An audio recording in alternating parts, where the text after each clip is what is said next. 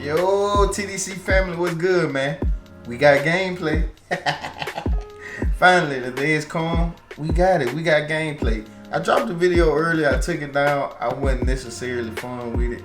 I wanted to give y'all a nice quality work. So we're going to kind of go over some of the key topics or things that I appreciated from today's update. I actually was live in the Twitch when they were actually doing it live.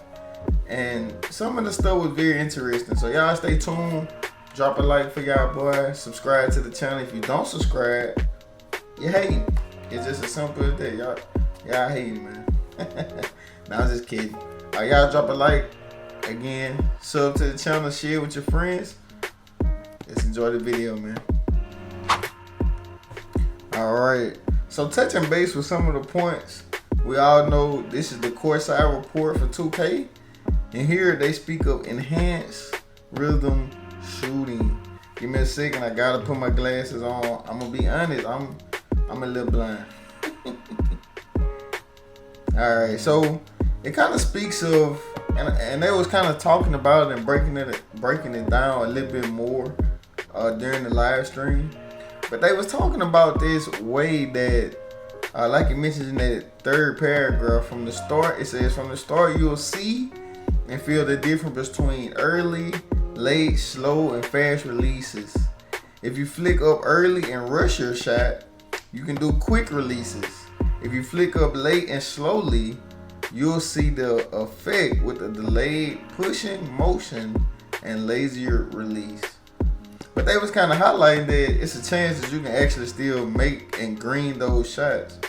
And so I'm kind of interested to actually see what is that about. You know, I think they're doing a lot with rhythm shooting in general. For those who've already been rhythm shooting in NBA 2K25, it should be a little bit easier for you to pick up on the new mechanics that they're going to be adding in 2K26 to rhythm shooting. So myself personally, I'm overall happy and just excited to see what that's going to be like. So that's just one thing that I appreciate in regards to the update in regards to 2K26. We'll keep going though. Like mentioned, I'm just gonna try to highlight some of the key points that I appreciated. We'll just touch base with that. Alright, so going into the second portion of this, I appreciated that the green or miss shot time, and especially when it comes to, like it brings out in this, the most competitive multiplayer modes. I always appreciated 2K green or miss system. I wasn't necessarily fond of the fact that they brought whites back, but it is what it is. They bring it back 2K26, green or miss, simple.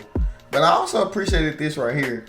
It says, in addition, layup timing is permanently enabled to separate skilled finishers and make those highly contested finishes at the rim even more spectacular and impressive. Now, let's scroll down a little bit more and we'll kind of look at some of this.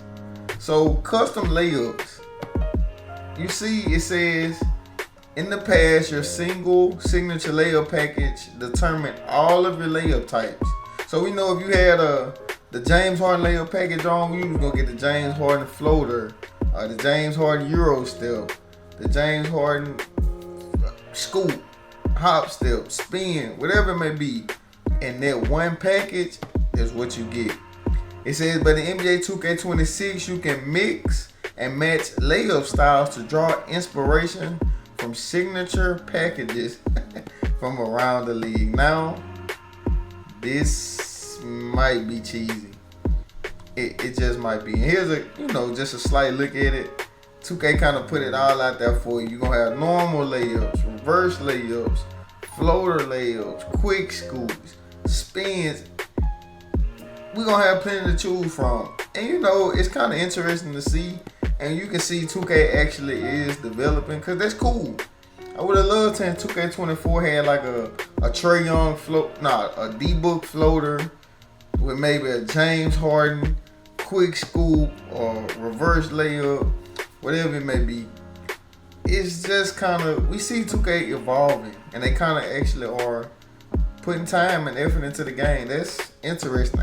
I think they mentioned in the live screen that this is actually the first time that they ever even did this. So this new. This new to all of us. I'm excited to see what this is gonna be like. But let's get into the next point that I really, really appreciated. Alright, so here we're gonna kind of touch base with pretty much some of the key things. They kind of got it in order. We're gonna touch base with some of the key things that, like again, mentioned, they talked about in the live stream, but we actually got the courtside report. So new rebound time and feedback. Now Stacks on Twitter, he mentioned that it's always been a thing.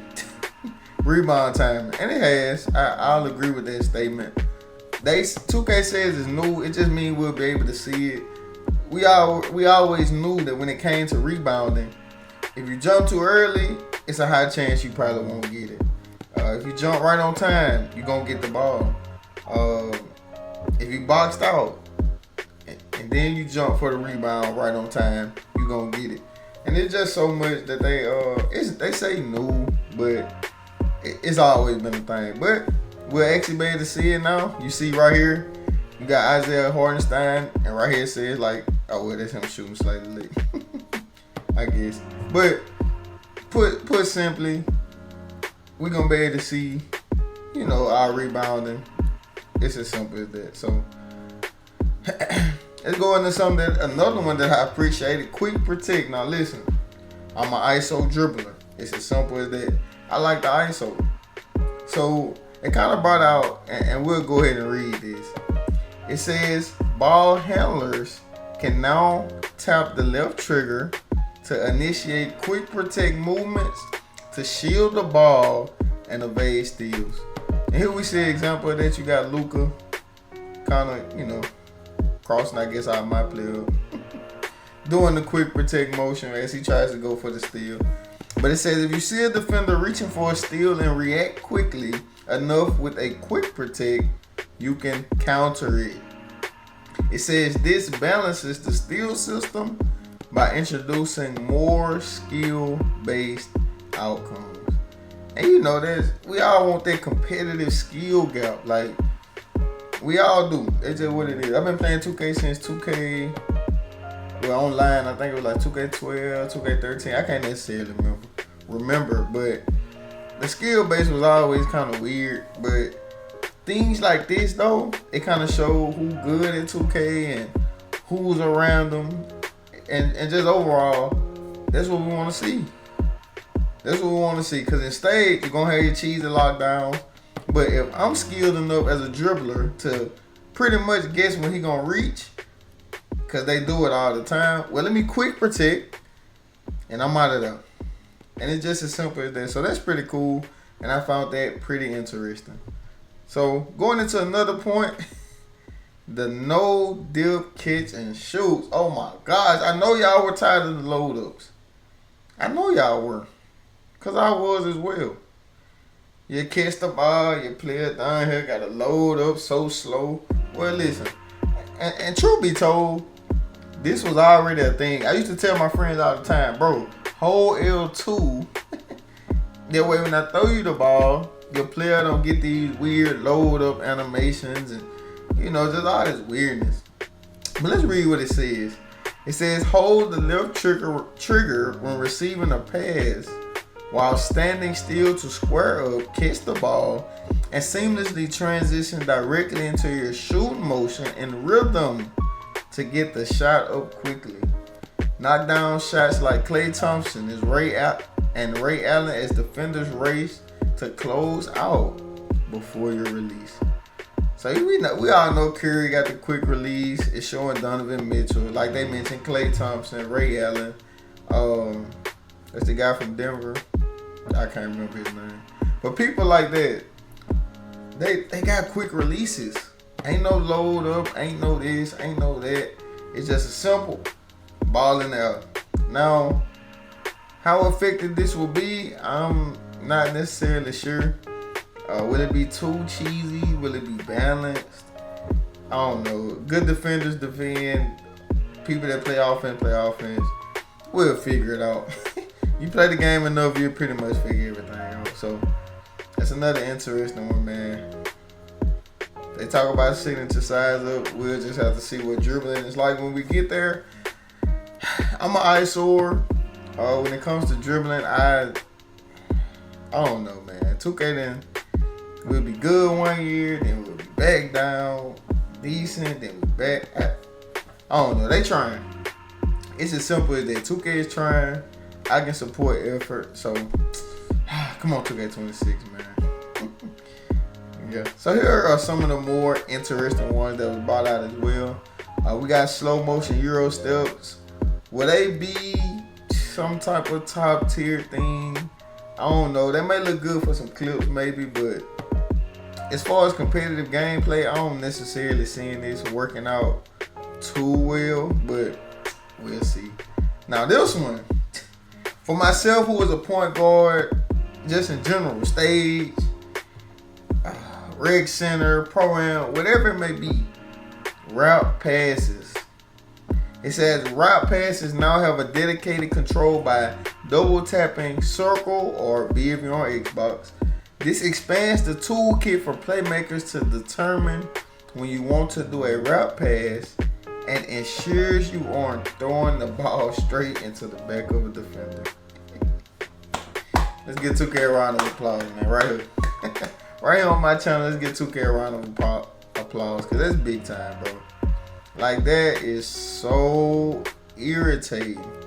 It kind of took away some part of skill.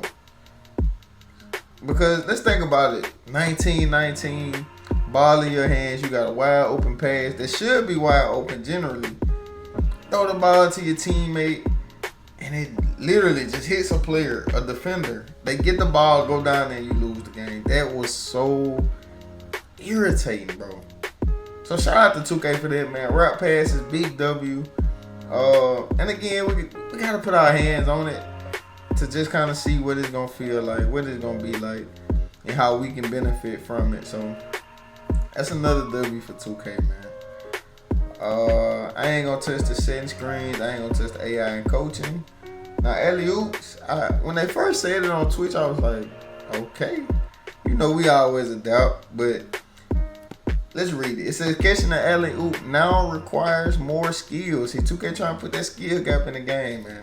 I hope y'all read it, because I am. It says, once the pass is thrown, the finish button for the receiver will be randomized on higher difficulties to one of the 4 face buttons on your controller, instead of always being square or X on Xbox. So hopefully y'all can see this controller. I kind of got everything set up. So these buttons, somebody throw you a oop, you can press D. It might be this one. It might be square, or it might be X. We don't know yet. We don't know, but will it make for somewhat of a skill gap? Yeah, because alley-oops come pretty fast, but you know that time, then we'll have time. We'll be okay. Somewhat of a skill gap, it'll matter a little bit, but the more we play, the more it'll be figured out. So, yeah, man. Yeah, man. W to 2K. Shout out 2K. Man, we definitely got a lot to look forward to, man. A whole lot. So hopefully 2K works it out to where we all benefit, man, and we all are able to actually enjoy the game. Alright, so that's the video from me, y'all boys and girls and whatever. Listen, I appreciate y'all boys a lot. We're on the grind of 1K. We're dropping the content. We're going crazy for y'all.